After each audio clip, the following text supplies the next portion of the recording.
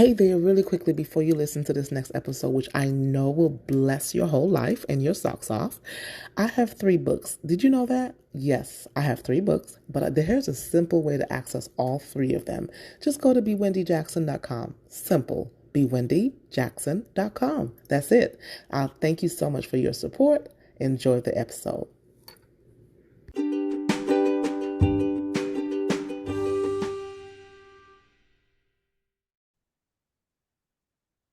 Well, hello everyone. This is B. Wendy Jackson, your lovely host of the Empowered to Empower You podcast. Thank you so much for tuning in today. If this is your first time, I want to remind you that Empowered to Empower You podcast is about all things Jesus Christ, mental health, anything to help you become the better version of yourself. If you have been tuning in since January 2020, thank you so much. I am so excited. I have a guest. Y'all, I've been having some amazing guests. If you've been listening to the previous episodes, I've had some awesome guests that I've been able to connect with from different parts of the US. And today, our guest, Miss Liz Lizu, I love her name. Liz, all the way she lives in Kuwait. And so I'm really, really honored to have her. That's the beautiful thing of a podcast, that you can connect with people all over the world. And so I want to invite her to the Empower to Empower You podcast as we talk about leading children to stronger faith. Liz is a Sunday school teacher. She's very passionate about helping kids grow in their faith, which she believes that faith in Jesus is very, very critical. She's also a mom. She's very talented. She is it's interesting. She works IT in the day and then ministry, ministry and reading and acting and singing and writing and poetry and event management when she's not working. So, Liz, thank you so much for being here. Welcome. Thank you so much, Mrs. Bivende. It's been wonderful to have this opportunity to listen to you, like you said, to connect to, from just the different parts of the world. We're so far away, but thanks to technology, we're able to connect and to be able to share the word of God to everyone. That's really amazing. Thank you for this opportunity. Absolutely. Yes. It's interesting. I'm so thankful for technology. The disciples didn't have it. The people in the Bible didn't have it, but somehow the word of God spread and people heard just through word of mouth that Jesus was in town. And so today we get to have the gift of technology. Unfortunately, some people use it for negative reasons, but we get to share it. We get to use this for sharing the gospel and encouraging and empowering other people. So, leading children to stronger faith. I love that topic. Why are you passionate to share this story? Right. So, if you would notice, if you look around, we all know that today's world, we are living in a world of fierce competition, and there's so much of distractions. And if there's one group of age group that is falling prey to it, it is our youngsters. So I feel it is crucial more than ever to lead them to, build their faith and guide them so that they know how to face life when it comes, to face the trials in the outer world. So I hope to bring children and adults, to understand the importance of being closer to God, what it means to trust God at all times through my story. I'm That's what I hope to. Yeah. Absolutely. I love that you intend to reach your message. This episode is going to be such a gift for parents and homeschoolers and children, teachers, librarians, anyone who influences a child. So I'm curious, is this an assignment connected to how you were raised or raised as a child, maybe by a Christian family, or how you were led to faith as a child? I hadn't thought about it in that manner, but now when you ask, I feel our roots and our experiences, it plays a great role in sharing our experiences, leading the world to a better place. Mhm. So yes, I was born and brought up in an Orthodox Christian family. My father was a priest. My mother is a strong believer. So I've been nurtured in an environment where prayer stood above everything else. So, and I've seen my parents withstand trials in life through faith, through hope, through love. And Mhm. even though I didn't understand it at that point of time, we just see it, we grow. But that creates a spiritual discipline in yourself, and Yes. you realize it only later in life when you have to apply it. But that foundation, that was immense. I would say that really played a role. And Mhm. then when I was in college and and as in student life, I was involved in Christian student movements, organizations, and those Mhm. experiences there, it really paved my way to stronger faith. And I decided that this is what it is. I mean, this is my mission, that I want to lead youngsters to become closer to God. Yeah. I love that mission, and I'm so grateful that your parents made sure that they modeled a strong foundation of prayer and faith to then influence you, and look at how that influence is just continuing. It has a domino effect on now you're impacting the lives of other children. That is awesome. Let's talk about some of the difficulties, excuse me, around leading our children to faith in Jesus Christ. Because there are so many distractions, there's such a strong pull and influence of culture on our kids. And the enemy being Satan is after our families and our children. And so what are some of the difficulties that you've noticed around Yeah. that? Right. So, um, yeah, children, they do not like anything being monotonous, right? And uh, and they want what they want instantly. They don't like waiting. So telling them to pray every day, read the Bible daily, and observe lens or do good to others, they just don't find that exciting, you know. Mhm. And especially because they are more like what you said, the culture, the everything, all that is an influence. So they look for ways to how to stand out in among their peer group. What can they do something attractive, or what can they do something great so that they are like a star, right? And doing all of these do not make them anywhere near a star in their peer group. Actually, they could even get isolated, be termed as boring and or religious and so on. So children find that a big obstacle. They even though some of them want to be nice, want to do something good, uh, they pull back, saying that if I do that, my friends will tease me, or I might get bullied, or things like that.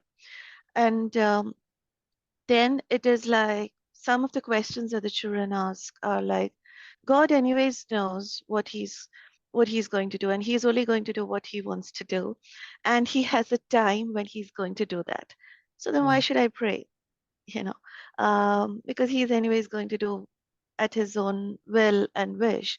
So then I'm fine with that. Let him do what he wants. Me praying doesn't make any difference. So that's when I realized, when I talked about that foundation, it all starts at home. So children who haven't seen examples of faith and prayer in their home, it's more difficult to convince them into leading their way to God, right? And there Mhm. are also some families where the parents are very devoted and they're very spiritual, and yet the children somehow feel it's too much and they'll go astray. And if you're not middle ground, if you're on both extremes, I feel it's very difficult to convince them to to trust God, to experience Christ. So that I feel is very difficult. It is doable, but it really takes time and effort. Yeah. Yeah, that's so true. So what are some examples of, because especially if a child has not been exposed to faith, what are some examples of how you might influence your child in Sunday school? And I guess you could share the age if you want to share the age of the kids that you teach in Sunday school, because obviously it would need to be age appropriate. So what might be some examples that you might teach? Or how would you share Jesus or the importance of a relationship with a child?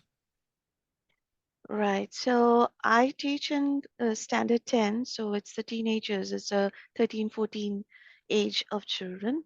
Mhm, And but we also take sessions for a larger group where it's the smaller children are also there. So mhm, it's a mixed group in um, different areas, I would say. mhm, So, but the classroom sessions are the lessons that I teach is for the teenagers, right? mhm, So that's where you get all this peer group and the questioning kind of questions from them, because the smaller children, it's more easy to bring them because they have not yet reached that stage of they just absorb everything that you say, so it's yeah, easier to set the foundation. So that is one thing about my writing the book as well, because I've I've I engage with teenagers, and so I first thought I'd write for the teenagers, but then their emotions are so complex, and I felt the foundation has to be set from the smaller age. So I thought, let's start from there, and then I'll, you know, build it up. But what's happened is that the feedback that I got from parents and teenagers is that this book is it's applicable for us as well. So then I've kept it as a broader view that I hope it helps everyone.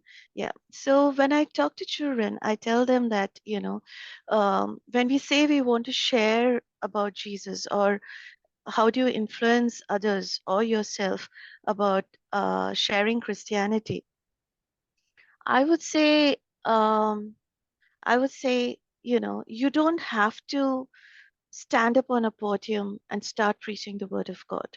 You can, but at your age, probably you don't know how to do it. And so some of the children, they ask, say, because what they've heard is that sharing about Jesus is talking about Jesus and, converting people into Christianity and so on. So I said, that is definitely a very important part of it. But at your age, what can you do? So they say, but we don't know how to do that. So then what do we do? You know? So I tell them that I believe that you reach that point where you can talk about Jesus, but you can also live your life like Jesus. Because everywhere in Bible it said many times that God wants us to be like Him. He molds us in our suffering so that we become more like Him, be more Christ like. That's the kind of messages that we get everywhere. And how do you do that? It all starts from you as a person within. So I say it can be from your words, your deeds, your yeah, thoughts. So let's start there. So when you're talking with your friends, how do you talk with your friends? How do you talk with your siblings? How do you mhm, respond or react to your parents or your teachers or mhm. to yourself? Are you using swear words? Are you being rude? How can you be conscious about what you're saying, whether you're saying something that is pleasing to God? That's That is good. with words. Yeah. With Then it comes to deeds. So how do you behave? How are you behaving to an elderly person? How are you behaving to your parents or your grandparents, to the neighbors, to the less privileged than you in your school, in your on the street, the person in the shop? So many examples around you where you can still model or show Christ, right? You Yeah. don't have to actually give a sermon to Mhm. convert people or to influence others. about Christianity. Then it comes about your thoughts. You think that what you think no one else is seeing, but God is watching everything, right? So, what do you think when no one is there with you? Are there thoughts of hatred? Is there excess worry? Is Mhm. there, is there lust? Are you, thinking something wrong?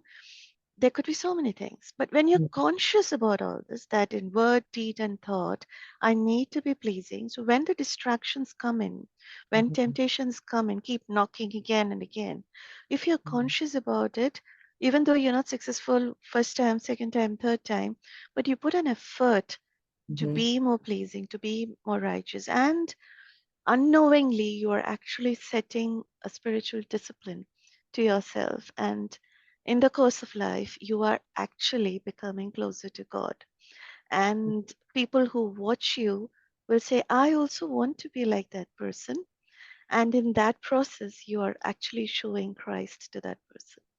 So this is I love how practical that is, right?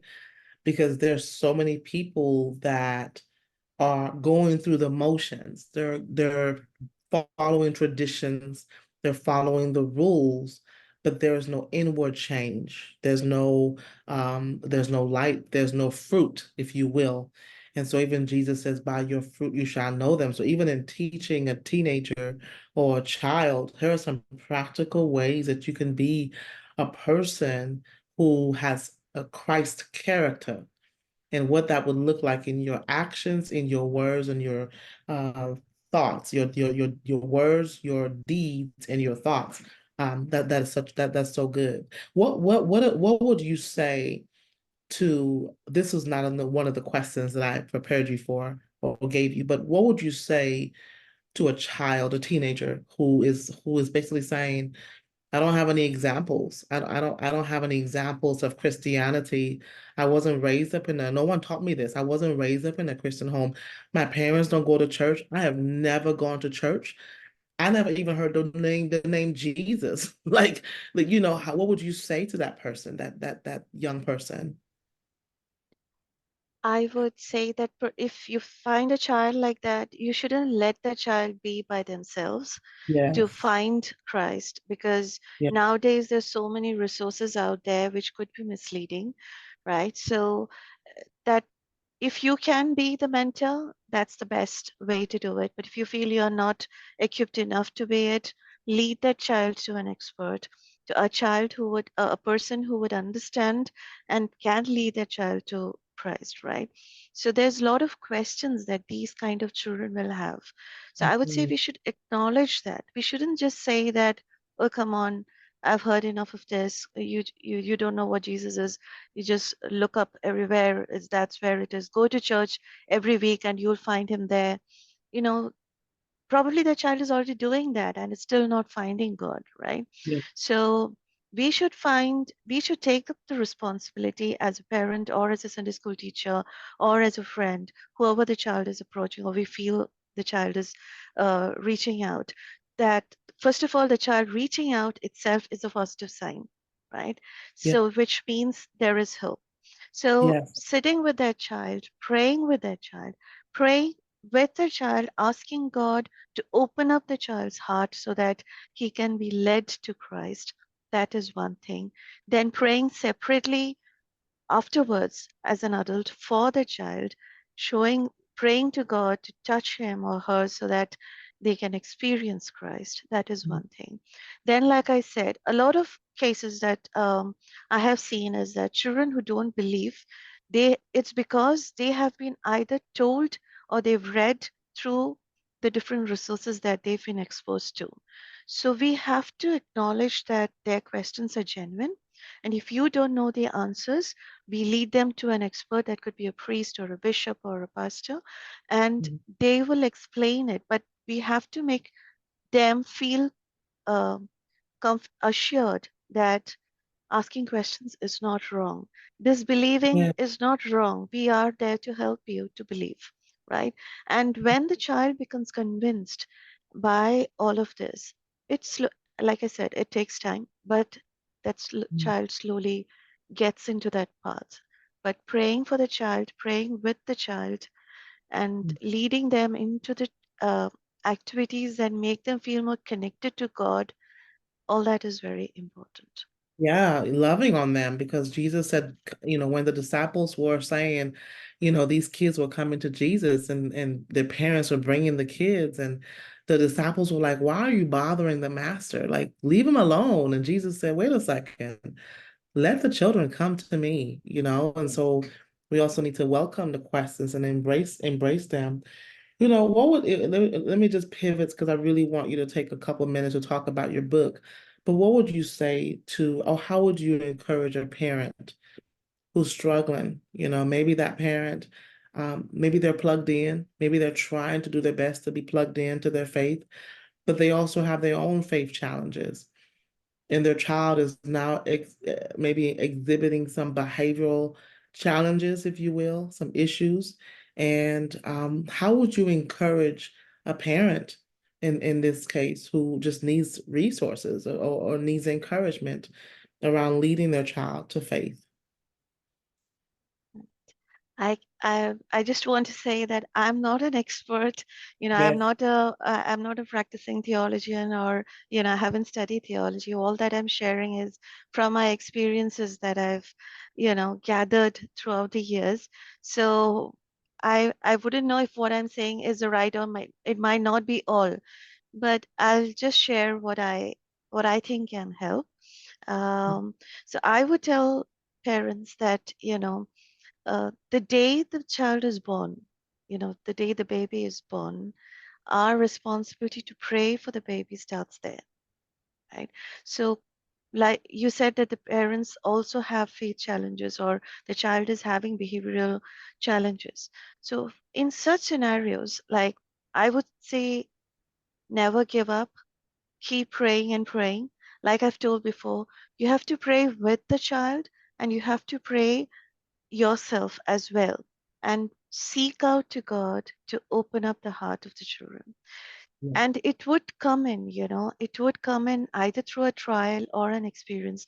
But if you're doing that every day, you know, however you feel that I don't want to do it, pray every day, read the Bible, even if it's a verse, make the child read the verse, let it come in as a discipline into the character of the child, even if they do it just for namesake, it will come in, it will build in time, right? So the parent should never lose faith that just because the child is being rebellious or is having issues in not believing in Christ, that everything is lost. No, children have their behavioral patterns. It's with the growing ages, different children show different kind of patterns. You know how teenagers behave, and when you think that, oh, that age is over, the next phase starts. It's like never ending. Each phase brings in its own challenges. If it's something beyond your capacity, like I always said, reach out to an expert. That could be based on the situation. If it is spiritual challenges, reach out to the leader in your church. If it is behavioral challenges, reach out to a therapist. Yeah. We parents are not expected to know everything, to be Superman and Supermoms like we think we should be, but we Right. also have our own challenges. So we help them as much as we can, but if it's going beyond, there's no harm reaching out to a counselor to get some advices. It actually opens up our minds as well, so that we get more ideas, we get more refreshed and regenerated to help the person in need. So, yeah, so that's Yeah. how I would say. No, you did great. Definitely. I love, we do need to recognize when we need to ask for help for sure. Um, and so let's kind of pivot. Talk about your book and then how can people connect with you. So take a couple minutes to do that. Right. So, my book is Cadence Adventures with Faith. This is my first or my debut children's book on faith, but I've written a poetry book before. It's called The Changing Mask. It's not, it's a general, it's an anthology of poems. It's connecting with different themes. nature, love, faith, all of it is there. But then when I've and that was because poetry is my passion, so I keep writing, scribbling poems, and that Mhm, just came in. It was like, okay, let me publish my poems, and that was like a dream come true. But mhm, then when I thought about writing the second book, so I was like, now if I write something, it has to be for something about faith or about serving about my missionary purpose. So that's mhm, how this book came in, and it's built on real life experiences that children can easily relate to. So it's about a small boy or a young boy who loves to play basketball. He wants to do good in everything, and he does see success, but still he's not satisfied because he mhm, doesn't do good in some other areas. So it talks about, I would say, 5 pillars that bring you stronger to God. One of it being self acceptance.